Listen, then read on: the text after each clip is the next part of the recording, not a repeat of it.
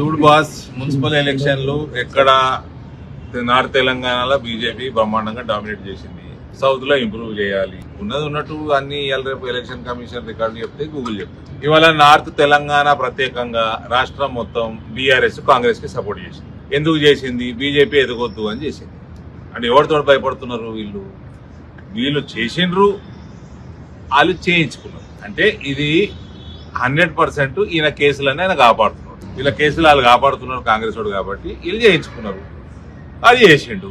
ఇక నేను ఒకటి చెప్పేది, నా దగ్గర నేను ఎవరిని నేను కొనను, నేను ఎవరిని అడుక్కోను. ప్రజలు నాకు 28 ఇచ్చింది. నేను ఎందుకు ఈ రకంగా ఉంటాయంటే, నేను 90లలో 2000 సంవత్సరంలో రాజశేఖర్ రెడ్డి చనిపోయే వరకు నేను రాజకీయాలు చూసినోడిని, అసెంబ్లీ డిబేట్లు చూసినోడిని, విన్నోడిని. ఇక్కడ కడపల రాజశేఖర్ రెడ్డి బలమైన నాయకుడు ఉన్నప్పుడు 99కి వెళ్ళి 2009 దాకా తెలుగుదేశం సీట్లు ఎక్కువ గెలుస్తుండే అసెంబ్లీ. చిత్తూరులో చంద్రబాబు ముఖ్యమంత్రి ఉన్నప్పుడు కాంగ్రెస్ బలంగా ఉంటుంది. పెద్ద అప్పుడు ఉమ్మడి రాష్ట్రంలో ఉమ్మడి జిల్లాలు పెద్ద జిల్లాలు జెడ్పీ చైర్మన్ కాంగ్రెస్ గవర్నమెంట్ ఉంటే జెడ్పీ చైర్మన్ తెలుగుదేశం గెలుస్తుండే. అక్కడ తెలుగుదేశం గవర్నమెంట్ ఉంటే కాంగ్రెస్ వాళ్ళు గెలుతురు, మేయర్లు కానీ జెడ్పీ చైర్మన్లు కానీ. ఒక ప్రజాస్వామ్యం. గెలిచినోడిని మనము అభినందించాలి, గెలిచినోడిని మనము గౌరవించాలి. మనము ఎలక్షన్లు అయిపోయినాక ఏ పార్టీ వాడైనా ఎక్కడ ఉన్నా కూడా, ఏ పొజిషన్ లో ఉన్నా కూడా అడ్మినిస్ట్రేటివ్ అందరికి సమానంగా నడపాలి. ఈ వ్యవస్థ ఈ రకంగా చూసినోని నేను. ఇది కేసీఆర్ అనేవాడు ముఖ్యమంత్రి అయినాక ప్రతి ఒక్కరిని కొనుక్కోవటము, అవతల పార్టీ ఉండొద్దు అని దేనికోసం చేసిండు? కుటుంబ అవినీతి ఎక్కడ కూడా క్వశ్చన్ కాకుండా వేరే పార్టీ వాడు జిల్లా పరిషత్ చైర్మన్ ఉన్నా, మేయర్ ఉన్నా, ఇంక ఎమ్మెల్యే ఉన్నా అక్కడ నేను కాళేశ్వరంలో దోసుకోలేను, భగీరథలో దోసుకోలేను, నేను ఈ వేరే అవినీతి కార్యక్రమాలలో దోసుకోలేను. కాబట్టి వాళ్ళని కలిపేసుకోండి, వాళ్ళకి పైసలు ఇచ్చి కొనుక్కోండి, వాళ్ళని బెదిరించండి. ఈ రకంగా కేసీఆర్ మొత్తం వ్యవస్థని నాశనం చేసిండు, ప్రజాస్వామ్య వ్యవస్థ. ఇప్పుడు రేవంత్ అదే దూరంలో పోతా ఉన్నాడు. కానీ ఇవన్నిట్లో మనము పెట్టి పాలిటిక్స్ కి పడిపోయి మనం దేనికైతే మనం కొట్లాడుతున్నామో ఒక వ్యవస్థని మనం శుద్ధి చేయాలి. దానికోసం మేము ఒక స్టాండ్ తీసుకున్నాము. And we avoid by the stand. I know I dominated my region. People have blessed me. Okay, that కొద్దిగా మిస్ అయింది. 2 చోట్ల ఇంకా గెలుస్తాం, ఇంకా అవుతుంటే మేయర్ పదవిలో కూర్చోగానే నాకేం కిరీటం రాదు. కానీ నేను ఒక ఐడియాలజీని, ఒక ప్రక్షాళనని మేము మొదలు పెట్టినాము. మీ అందరు దాన్ని చూపిస్తున్నారు, ప్రజలు దాన్ని హర్షిస్తున్నారు. అటువంటి వ్యవస్థని మనం తెలంగాణలో తెచ్చుకోవాలి. ఇది భారతీయ జనతా పార్టీని పెంచుకుంటూ ఇటువంటి వ్యవస్థ కూడా రావాలన్నది మా తపన.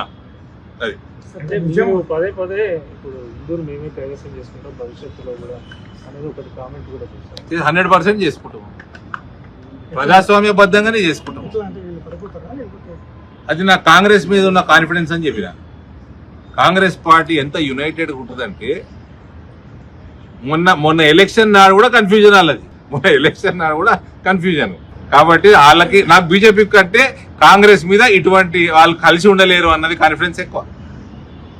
ఏ పార్టీల కంటే వీళ్ళు కాంగ్రెస్ వాళ్ళు కలిసి ఉండడం చాలా అసంభవం. అది కరీంనగర్ లో ఎంఐఎం డౌన్ చేయడంలో సక్సెస్ అయ్యారు, కానీ నిజామాబాద్ లో మాత్రం ఎంఐఎం బలం. కరీంనగర్ కి నిజామాబాద్ కి చాలా ఫరక్ ఉంది.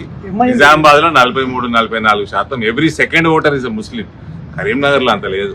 కరీంనగర్ లో 20% కూడా ఉండదు. ఎందుకు ఎంఐఎం టార్గెట్ చేయకుండా మీరు బీఆర్ఎస్ కాంగ్రెస్ టార్గెట్ చేసినందుకే అక్కడ ఎంఐఎం పెరిగింది అన్నది కూడా వస్తుంది. ఇప్పుడు పాకిస్తాన్ లో నేను చేయలేం కదా రాజకీయం.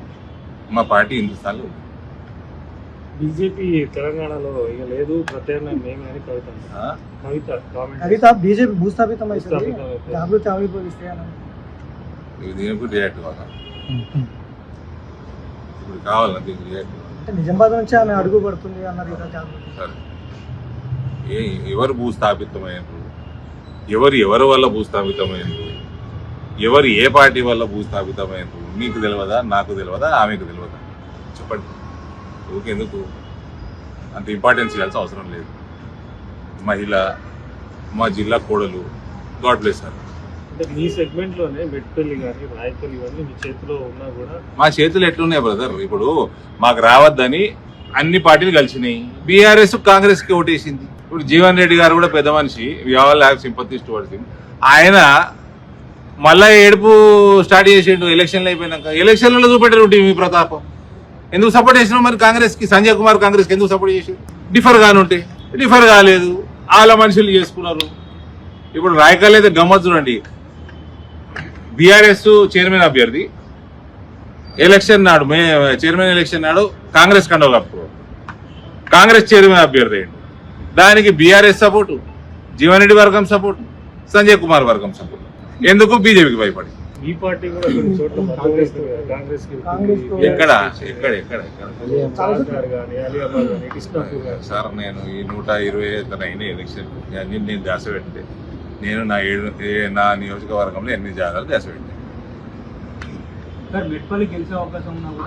మెట్పల్లి గెలిచే అవకాశం ఉన్నదన్నది అక్కడ ఏదైతే అనవసరంగా మా జిల్లా అధ్యక్షుడి మీద దాడికి పోయినరో దానివల్ల మీరు న్యూస్ వాళ్ళు మీరు దాన్ని మీ కెమెరాలో అటు తిప్పారు, లేదా తిప్పని కూడా తిప్పరు.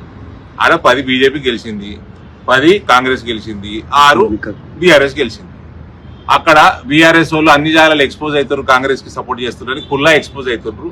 అలా కేటీఆర్ ని రేవంత్ కాపాడుతున్నారని ఎక్స్పోజ్ అవుతున్నారని అక్కడ వాళ్ళు ఏం చేశారంటే వాళ్ళు దూరం ఉన్నారు, ఓటింగ్ హాల్ కి జర దూరం ఉన్నారు.